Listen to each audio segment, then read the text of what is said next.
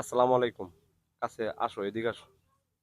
আপনারা ভিডিওটা দেখতে থাকেন আর উপভোগ করতে থাকেন যে তাজুল ভাই শুধু ওই যে কবুতর দেখায়, পাখি দেখায়, কোয়েল পাখি, মুরগি এগুলা দেখায়। আজকে যেটা দেখাইবো ভাই, আসলে আমি গরিব মানুষ, তো আমার কাজের সিমটম গুলো একটু ব্যতিক্রম। এই যেগুলা দেখাও, এই যে ইট ভাঙ্গা হইতেছে, এগুলা কি জন্য ভাঙতেছি দেখাই। ঠিক আছে, এখন একটু কাছে নেও। এই ডুয়াগুলা দেখাও। তো আমি ভাই কাজগুলা আমার মতো করে করি, আর এই কাজগুলা করলে আমি মানসিক ভাবে একটু প্রশান্তি পাই। এই জায়গাতে একটু প্রশান্তি লাগে, ভালো লাগে। তো সেই জায়গা থেকে আমি মোটামুটি, আমি যে গরু পালন করছি আগে, ভাঙ্গা ঘরের ভিতরে গরু থাকতো, ওই ঘরের ভিতরে গরু পালতাম।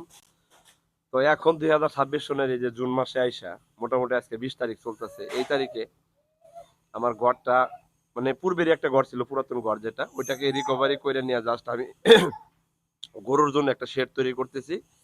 যার কারণে এই যে দেখেন ডুয়া কাজ করা হইতেছে, এবং এই কাজের পূর্ণাঙ্গ একটা আপডেট আপনারা পাবেন, আস্তে আস্তে স্টেপ বাই স্টেপ পাবেন।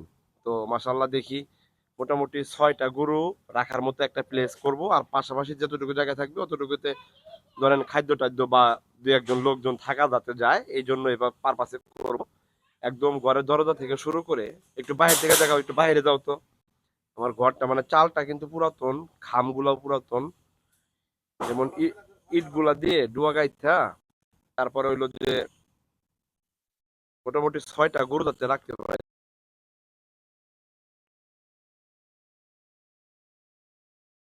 মানে আমার যে বাড়ি, এখান থেকে আপনার হইতেছে যে ওই যে সামনে যদি মানে আমার বাড়ি যে একটা, মানে ফ্রন্টের যে সাইডটা, মানে সামনের যে পার্টটা দেখেন, একটু দূর থেকে দেখেন, আপনারা দেখলে বুঝবেন। মানে পূর্বে সাইডটা, আমার বাসার পূর্ব সাইডটা পুরোটাই ফাঁকা। এই সুপারি গাছের বাগান, যখন সুপারি গাছগুলো উপরে উঠে যাবে, বড় হয়ে যাবে, তখন কিন্তু এখানে আলো বাতাসটা পড়তে থাকবে। আর আপনি যদি প্রকৃতি হইতে চান বা সফল করতে চান, তাহলে এই বিষয়টা আপনার মাথায় রাখতে হবে যে আপনি যে কাজটা করবেন ওর জন্য আদর্শ একটা বাসস্থান তৈরি করাটা খুবই জরুরি। তো এই কাজটা চলমান আছে, মিস্ত্রিরা কিভাবে কাজ করতেছে এগুলো আপডেট ভিডিও পাবেন। তারা কতটুকু ভালো করে নাকি খারাপ করে, এটাও পরিসমাপ্তি যে ফলাফল, ফিনিশিং এর যে কাজটা, সেটা আপনাদেরকে দেখাবো ইনশাল্লাহ।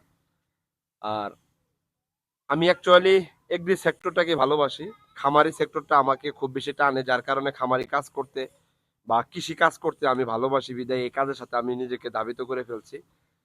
তো আপনারা যারা আমাকে চিনেন তারা অবশ্যই একটা মাথায় রাখবেন যে হাঁস, মুরগি, গরু, ছাগল, কবুতর, এই প্রাণীগুলা পালনের যে অভিজ্ঞতাটা, কোন সময় কোন ধরনের ম্যানেজমেন্ট, কোন খাবার, কোন মেডিসিন, কোন রোগের জন্য কোন মেডিসিন, এগুলা সম্পর্কে যে অভিজ্ঞতাটা আছে, সেই অভিজ্ঞতার আলোকে মাশাআল্লাহ আমি খামারটা করতেছি।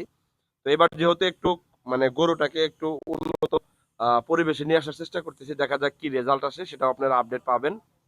কিভাবে গরু করি বা কোন ধরনের গরু করি বা কয় মাসের প্রজেক্টের জন্য গরুগুলা সেট আপ করি, update video step by step পাবেন।